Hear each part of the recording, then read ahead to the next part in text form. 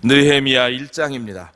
느헤미야 1장 1절로 11절 말씀을 우리 함께 교독하겠습니다.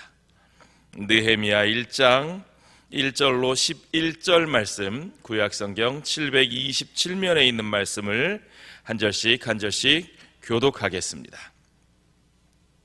하가랴의 아들 느헤미야의 말이라. 아닥사스다 왕 제20년 기슬르월에 내가 수산궁에 있는데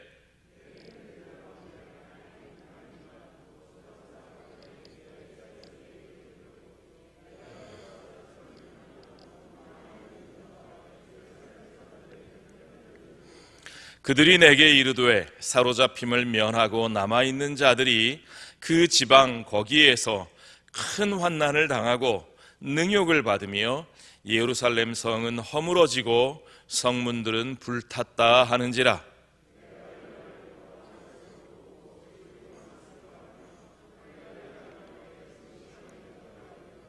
이르되 하늘의 하나님 여호와 크고 두려우신 하나님이여, 주를 사랑하고 주의 계명을 지키는 자에게 언약을 지키시며 긍휼을 베푸시는 주여 간구하나이다.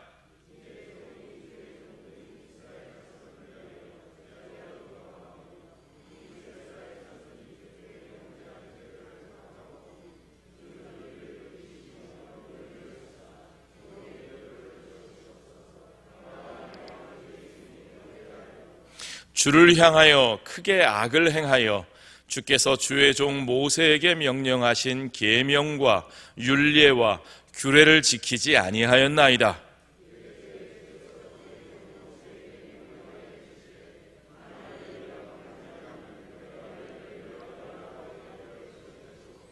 만일 내게로 돌아와 내 계명을 지켜 행하면 너희 쫓긴 자가 하늘 끝에 있을지라도 내가 거기서부터 그들을 모아 내 이름을 두려고 택한 곳에 돌아오게 하리라 하신 말씀을 이제 청하건대 기억하옵소서.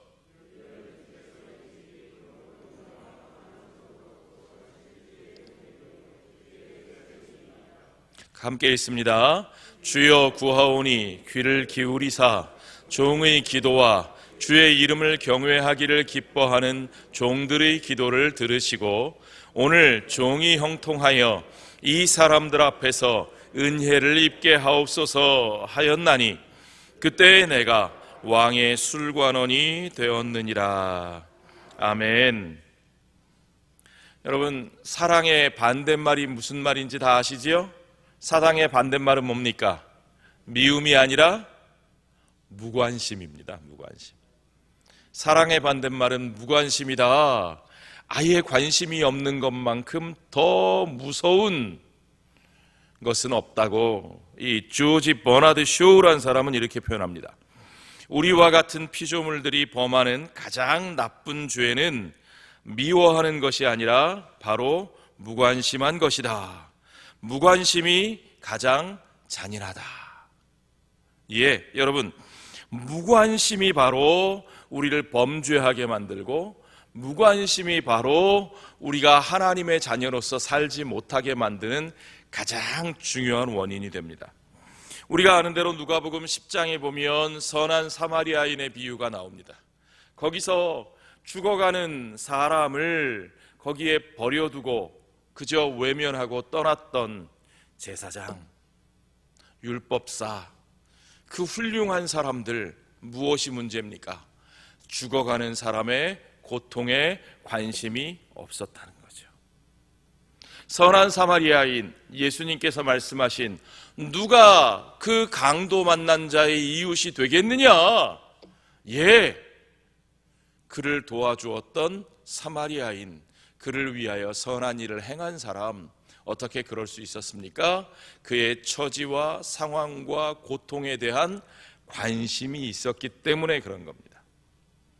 여러분, 우리의 삶의 모든 선한 것의 출발은 관심에서부터 나오는 거죠. 자, 느헤미야, 오늘 우리가 읽은 본문의 주인공은 관심이 있는 사람이었습니다. 그는 자신의 민족의 과거와 역사에 대해서 관심이 있었고, 현재 그들의 상황에 대해서 관심이 있었고, 그들에게 필요한 것이 무엇인지에 대해서 관심을 가지고 있는 사람이었습니다.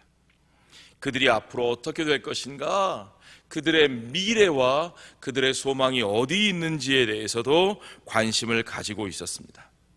그 관심이 오늘 본문에 보니까 4가지 방식으로 드러나는데, 첫 번째 그 모습을 보니까 그는 물어볼 정도로 관심이 있는 사람이었습니다. 오늘 본문의 1절, 2절, 3절에 보니까 그가 묻습니다. 자, 이때가 어느 때였는지 우리가 시대적 배경을 좀 이해해야 되는데요. 그때는 주전 464년부터 423년 사이에 이 시대는 페르시아가 통치하던 시대입니다. 예루살렘이 바벨론에 의해서 멸망당했고 예루살렘의 거민이 바벨론으로 끌려갔는데, 그 바벨론이 다시 바사, 페르시아 왕국에게 멸망을 당했어요. 그러니까 지금은 바벨론을 멸망시킨 바사의 통치하에서 유대 백성들이 여전히 바벨론 땅에 머물러 있었던 그 시대입니다. 느헤미야는 그 바사 제국의 통치 아래서 바사의 신하로 살았던 사람입니다.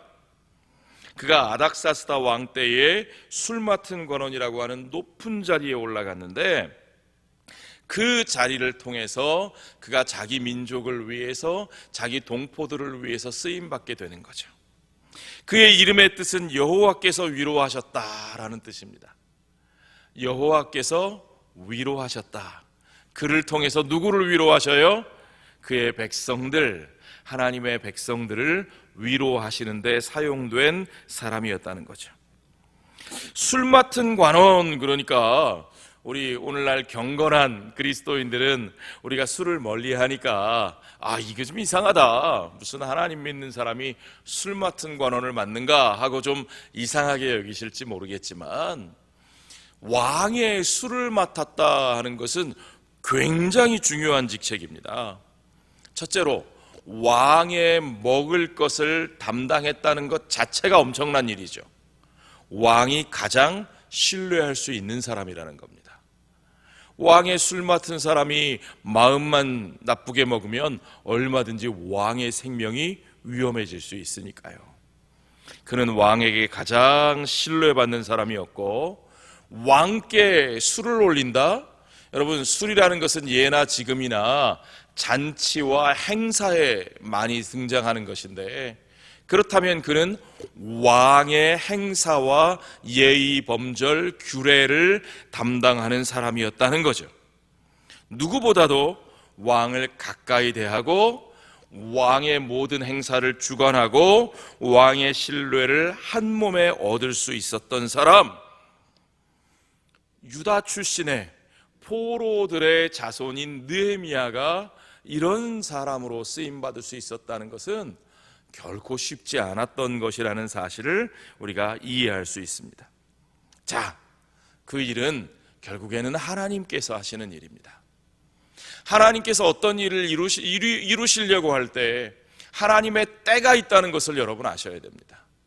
하나님의 때에 하나님은 그의 사람들을 가장 적절한 곳에 가장 적절하게 준비시키시는 하나님이신 것도 여러분 분명히 아셔야 됩니다. 여러분, 우리가 바사, 페르시아 시대 하면 여러 가지 사건들이 떠오르는데, 그 중에 하나가 왕비 에스더의 시대에 하만에 의해서 유대인들을 몰살시키려고 했던 음모가 있었던 것을 압니다. 그때의 왕궁에 에스더가 있음으로 인해서 유대인들이 그 생명을 보존할 수 있었던 거죠. 여러분, 야곱의 12 아들들, 그 가족들이 가나안 땅에서 굶어 죽게 되어서 애굽 땅으로 양식을 구하러 갔을 때 하나님은 그곳에 누구를 두셨습니까? 요셉을. 그들이 시기하여 죽여버리려고 했던 그 형제 요셉을 거기에 먼저 가게 하시고 그들의 생명을 건져내시는 것이 하나님이 하시는 역사입니다.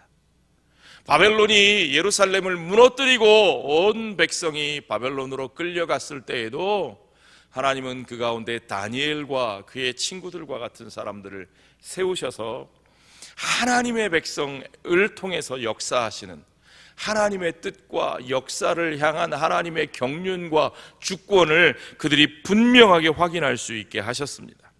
자, 여러분, 오늘날 우리들의 시대에 하나님께서 과연 누구를 쓰십니까?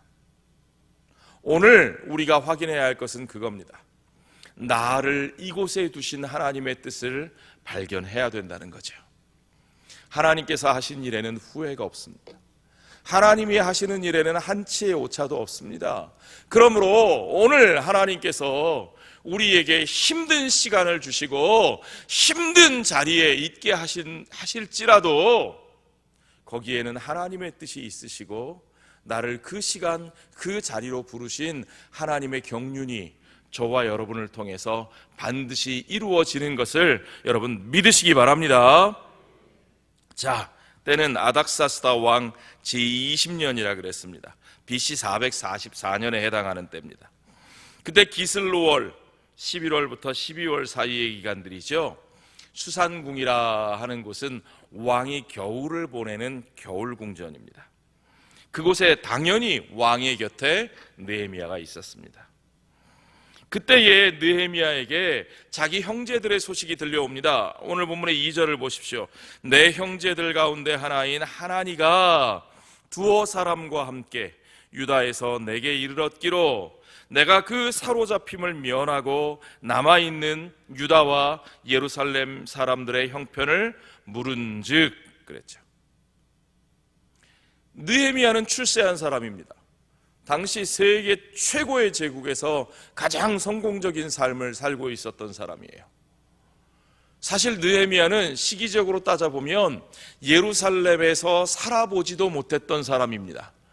그가 이미 태어나기 전에 그들은 바벨론으로 끌려왔고 그는 바벨론에서 나고 거기서 교육받고 거기서 자랐을 겁니다. 요즘 말로 하면 2세죠. 2세. 이민자 2세죠. 그런 그가 유다와 예루살렘 사람들의 형편을 묻습니다.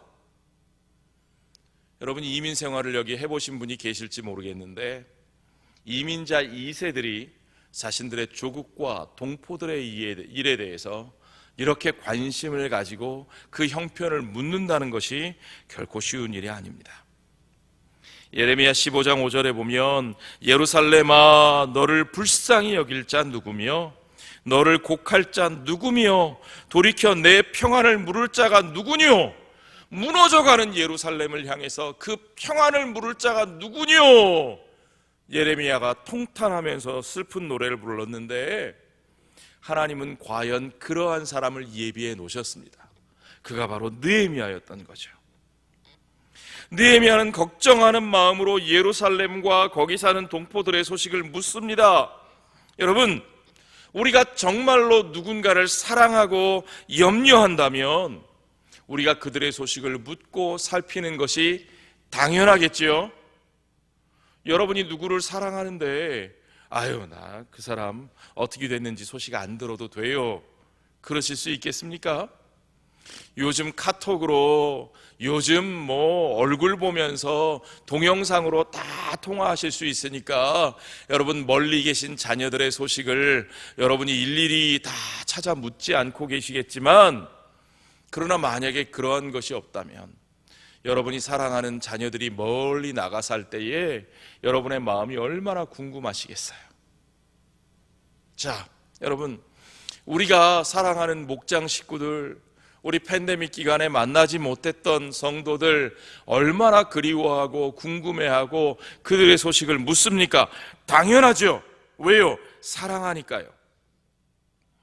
그러다가 힘든 소식, 아픈 소식이 들려오면 고통스럽습니다. 제가 남의 나라 생활을 20년을 하다 보니까 가끔은 저희 형제들이 한국에서 벌어지는 일들에 대해서 저에게 일부러 얘기하지 않을 때가 있다는 사실을 나중에 뒤늦게 깨달았어요. 제가 저희 외할머니를 너무너무 사랑했는데 저희 외할머니 사랑을 많이 받고 자랐거든요. 어느 날 설이 돼서 외갓집에 전화를 드렸습니다. 안부 물으려고요. 외삼촌에게 안부를 묻고 숙모님에게 안부를 묻고 그 다음에 할머니 좀 바꿔주세요. 할머니 전화 받으실 수 있으시죠? 아무 말씀을 안 하셔요. 삼촌도 아무 말씀을 못 하시고. 왜 아무 말씀을 못 하셨을까요? 예, 할머니가 돌아가셨어요. 한 달 전에 돌아가셨대요. 그런데 저희 형제들이 저에게 연락을 안 했어요. 제가 오지도 못하면서 힘들어 할까봐 연락을 안 했다는 거죠. 그 마음 씀씀이가 고맙긴 하지만 얼마나 속이 상하고 얼마나 힘들었는지요. 사랑하는 이의 소식은 고통스럽더라도 알아야 하는 겁니다. 그렇죠? 그럼요. 힘들더라도 알아야 합니다. 알고 싶은 겁니다. 눈을 감을 수 없습니다. 귀를 막을 수 없습니다. 우리 안에 진정한 사랑이 있다면 그들의 소식이 궁금하고 그들의 모습이 그리운 겁니다. 비록 남은 자들의 그 상황이 안타깝고 폐허 가운데 능욕을 당하는 모습이 보기 싫을지라도 보기 싫다고 안 보면 마음이 편해지는 게 아니라는 거죠. 여러분, 우리는 느헤미야와 같은 마음을 가지고 걱정하고 물어보고 관심을 가지는 사람들이어야 합니다. 하나님께서 우리에게 맡기신 삶, 하나님께서 우리에게 맡기신 사람들, 하나님께서 우리에게 맡기신 공동체의 형편에 대해서 늘 관심을 가지고 묻고 연락하고 그리고 그것에 귀를 기울여야 하는 사람들이 바로 저와 여러분인 것을 믿으시기 바랍니다. 두 번째로 느헤미야는 그 소식을 듣고 울었습니다. 그저 에이 나하고 상관없는 사람들, 저 멀리 떨어진 곳에 있는 사람들, 그저 밍숭맹숭 감정이 메말라 버린 것이 아니라 그 소식을 듣고 울 정도로 그에게는 관심이 있었습니다. 4절에 보십시오. 내가 이 말을 듣고 앉아서 울고 수일 동안 슬퍼하며 하늘의 하나님 앞에 금식하며 기도하였다 그랬습니다. 그 사람이 무엇 때문에 웃고 우는지를 알면 그 사람의 인격을 알 수 있습니다. 어떤 사람은 자신의 이익과 손해에 민감합니다. 조금만 자기가 손해보는 것 같으면 분해서 견딜 수 없습니다. 막 파르르 떨고 막 그냥 입술이 떨리고 막 그냥 눈빛이 떨리고 얼굴이 불그락불그락해지고 도저히 못 참죠. 그러나 남의 일에 대해서는, 남의 아픔에 대해서는, 남이 어떤 일을 당해도, 남이 슬퍼 울고 있는데도 아 시끄러워 조용히 하라 그래. 아니요. 성경은 우는 자들과 같이 울고 웃는 자들과 같이 웃어야 한다고 말씀하고 계십니다. 그 사람들이 무엇을 위하여 우는지가 그 사람의 인격을 보여준다고 말씀드렸습니다. 우리 예수님께서 예루살렘을 향하여 눈물을 흘리셨던 모습을 여러분 기억하실 겁니다. 그들을 긍휼히 여기시는 예수님의 마음. 예수님이 연약하셔서 눈물을 흘리신 게 아니죠. 그 마음속에 그 사랑으로 말미암아 그들을 품고 울며 기도하셨던 예수님의 마음이 바로 저와 여러분의 마음이어야 할 줄로 믿습니다. 시편 69편에 보면 주의 집을 위하는 열성이 나를 삼키고 주를 회방하는 회방이 내게 미쳤나이다. 하나님의 성전이 무너져가는 그 모습이 바로 내 삶이 무너지는 것처럼 아파하는 바로 그 마음이요. 주님의 일이 나의 일이 되는 겁니다. 내가 주님의 편이 되어 사는 겁니다. 주를 회방하는 회방이 내게 미칠지라도 내가 그 마음을 품고 주님의 마음을 품고 살아갈 때 주님의 대적들이 비록 나를 대적할지라도 내가 하나님의 편에 서 있다면 주님과 함께 마음 아파하면서 주의 일을 위하여 울 줄 아는 마음이 저와 여러분에게 있어야 할 줄로 믿습니다. 그런 사람에게는 하나님께서 주시는 짐을 피하지 않는 마음이 생깁니다. 아유, 나서면 안 돼. 아유, 아는 척하면 안 돼. 그저 입 다물고 조용히 살아야지. 아니요, 여러분. 주께서 우리에게 짐을 지워주실 때가 있습니다. 우리가 방금 전에 부른 찬송가처럼 내 몫에 태인 십자가가 분명히 있습니다. 우리 주님 뭐라고 말씀하셨습니까? 누구든지 자기 십자가를 지고 자기를 부인하는 자라야 나를 따라올 것이라고 말씀하셨죠. 그의 노염은 잠깐이요 그의 은총은 평생이로다. 저녁에는 울음이 기숙할지라도 아침에는 기쁨이 오리로다. 시편 30편의 기자의 노래가 바로 하나님과 함께 우는 저와 여러분의 마음속에 이루어질 줄로 믿습니다. 느헤미야는 그렇게 여러 날 동안을 금식하며 울며 기도했습니다. 그리고 그 기도는 반드시 실천으로 연결됩니다. 여러분, 진짜 울며 기도하는 사람은 기도로만 끝나지 않습니다. 반드시 실천으로 이어지는 거죠. 그 일을 누가 합니까? 기꺼이 자신의 일로 받아들이기 원하는 겁니다. 그는 구체적으로 기도하기 시작합니다. 5절로 10절 사이의 말씀을 보니까 그가 기도하는 내용이 나오는데, 느헤미야서에는 무려 12번이나 느헤미야가 기도하는 내용이 나옵니다. 그 중에 첫 번째 기도가 바로 여기서 나오는 거죠. 자, 여러분, 기도하지 아니하면 우리가 행하는 일은 결코 성공할 수 없습니다. 기도하지 아니하면 혹 어떻게 뒷걸음질 치다가 성공할지 몰라도 우리에게 유익하지 않습니다. 하나님은 그의 사람들이 반드시 기도를 통해서 하나님의 일을 감당하기 원하시는 분이신 것을 믿으시기 바랍니다. 그가 기도할 때에 하늘의 하나님 아버지께 기도합니다. 하늘의 하나님 아버지를 부른다는 것은 무슨 뜻입니까? 하나님께서 어떤 존재이신지를 분명히 아는 겁니다. 여러분, 우리 예수님께서 주기도문을 가르치시면서도 하늘에 계신 우리 아버지여, 그분은 하늘의 주관자가 되시는 분이십니다. 그분은 우리와 같이 땅에 속한 분이 아니시고 그분은 온 하늘의 주인으로, 온 우주의 주인으로 모든 것을 다스리시는 주권자이신, 창조주이신 우리 아버지 하나님이신 것을 믿으시기 바랍니다. 자, 우리가 그분께 기도합니다. 크고 두려우신 하나님, 그러나 그 하나님이 얼마나 크신 하나님이시면서 동시에 신실하신 하나님이신지 느헤미야는 그분이 반드시 그의 백성들과 맺으신 언약을 지키시는 하나님이시라고, 언약을 지키시는 하나님이시라고 분명히 고백하고 있죠.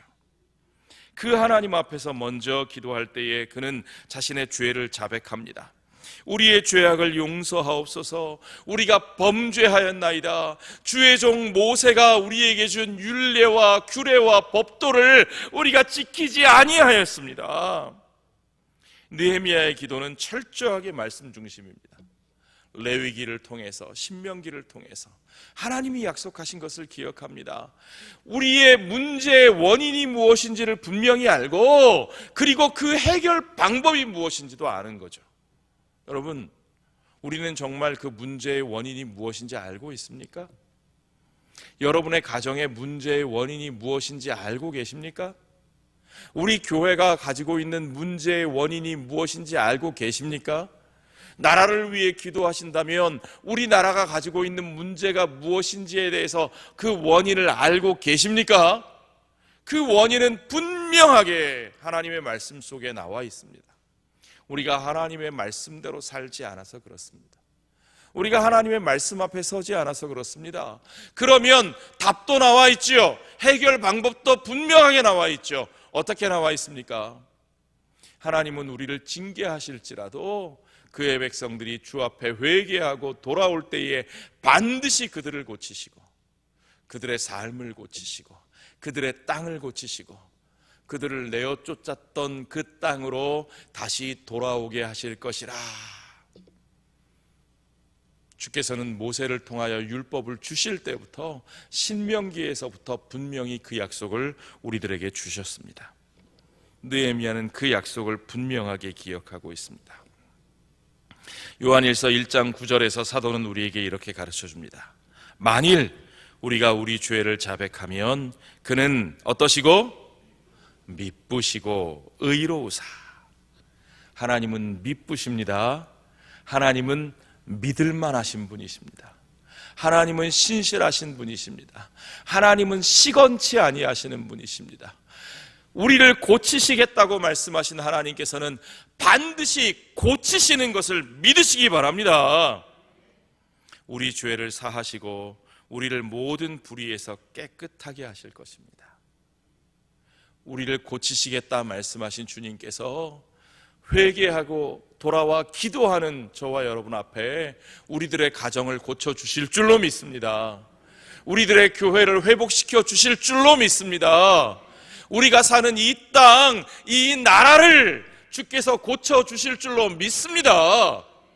그 약속이 반드시 이루어집니다. 왜냐하면 이들이 주의 종이요 주의 백성이기 때문입니다. 느헤미야는 그것을 분명하게 고백했습니다. 우리가 계획을 세우고 난 뒤에 하나님께서 그 계획을 축복해달라고 우리가 기도하기 쉬운데, 아니요, 느헤미야는 앉아서 울었습니다. 무릎을 꿇고 기도했습니다. 그리고 자신이 하는 일에 여호와께서 축복하실 것을 알고 일어나 일하는 자리로 나아가는 거죠. 여러분, 그것이 기도하는 사람의 모습입니다. 울고 기도하고, 그리고는 기도했으니까 어떻게 해요?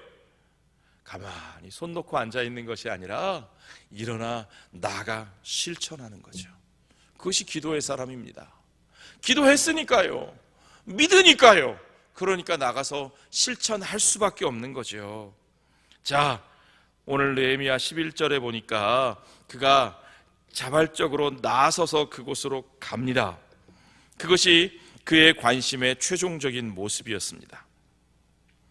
여러분, 우리가 반드시 알아야 할 것은 기도란 인간의 뜻이 하늘에서 이루어지게 하는 것이 아니라 하나님의 뜻이 이 세상에서 이루어지게 하는 것이라는 사실입니다. 다시 한번요. 기도란 나의 뜻이 하늘에서 이루어지게 하는 것이 아니고 아버지의 뜻이 어디서요? 이 땅에서 이루어지게 되는 거죠. 그러니까 예수님이 어떻게 기도하라고 하셨어요? 하늘에 계신 우리 아버지여, 이름이 거룩히 여김을 받으시오며 나라가 임하시오며 뜻이 하늘에서 이루어진 것 같이 어디서도? 땅에서도 이루어지이다. 누구의 뜻이요? 하나님의 뜻이요. 그렇다니까요. 이게 중요한 기도의 원리입니다. 나의 뜻을 하나님께 졸라서 하늘에서 이루어지게 하는 것이 기도가 아니고요, 하나님 아버지의 뜻이 나를 설득시켜 나를 통하여 이 땅에 이루어지게 하게 하시는 것이 우리 하나님의 뜻인 것을 믿으시기 바랍니다.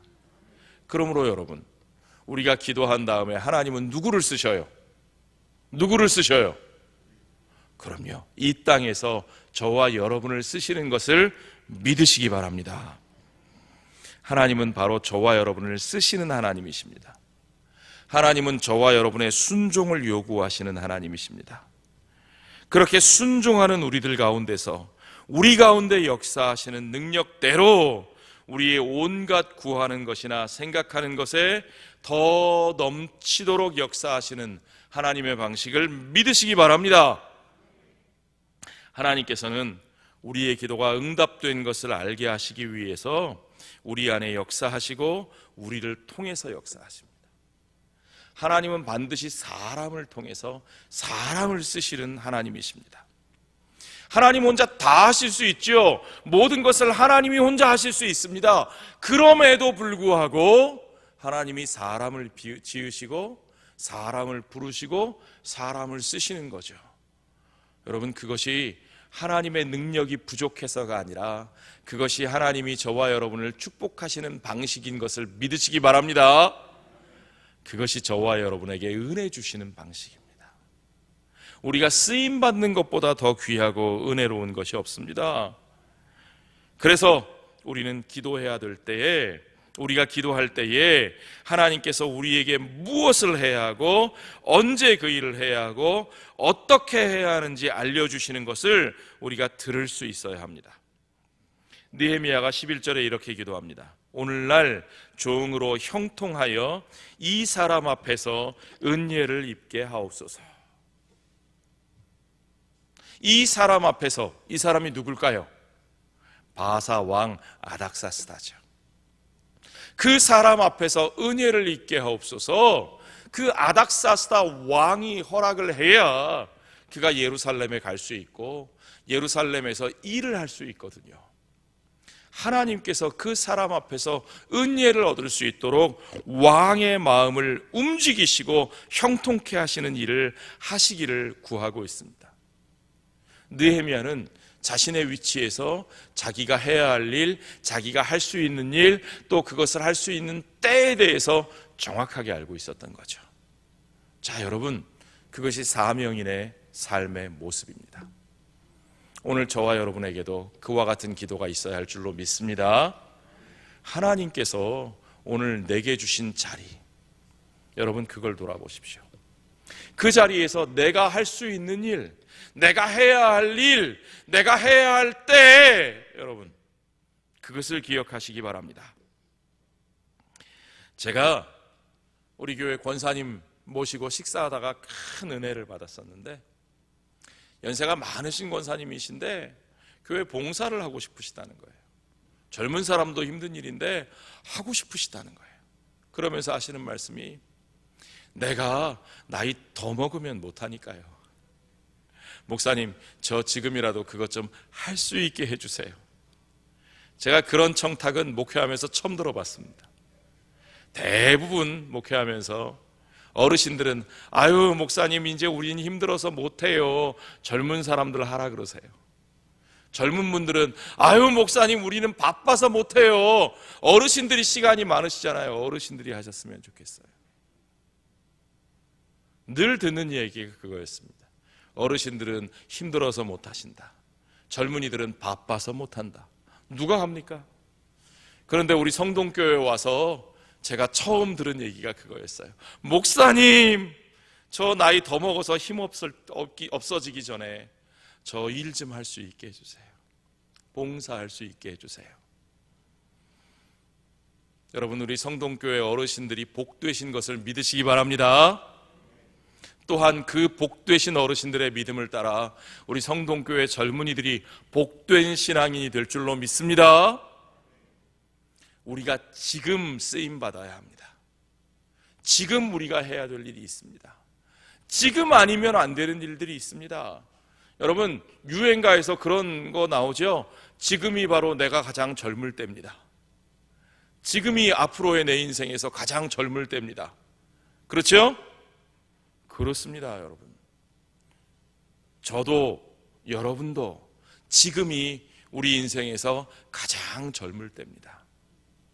지금 쓰임받아야 합니다. 지금 우리가 하나님의 손에 붙들려야 합니다. 하나님께서 지금 우리를 여기에 두신 이유가 있습니다. 그 속에서 우리가 해야 할 일이 있거든요. 우리 주님 앞에 함께 기도해야 합니다. 주님, 내가 여기 있습니다. 나를 보내주시옵소서. 여러분, 우리 이 시간 같이 한 마음으로 기도합시다. 주님, 내가 여기 있습니다. 나를 써주십시오. 주님, 나를 여기에 두신 이유가 분명히 있는 것을 믿습니다. 주님, 나를 사용하여 주시옵소서. 주님, 우리 가정을 위해서, 우리 교회를 위해서, 내가 사는 이 마을을 위해서, 우리가 사는 이 나라를 위해서, 주님, 나를 오늘 여기에 있게 하신 주님의 뜻을 발견하게 하시고, 주님, 나를 써주시옵소서. 주님, 내가 할 일을 알게 하옵소서. 내가 거기에 쓰임받겠나이다. 우리 이 시간 한 마음으로 같이 기도하겠습니다.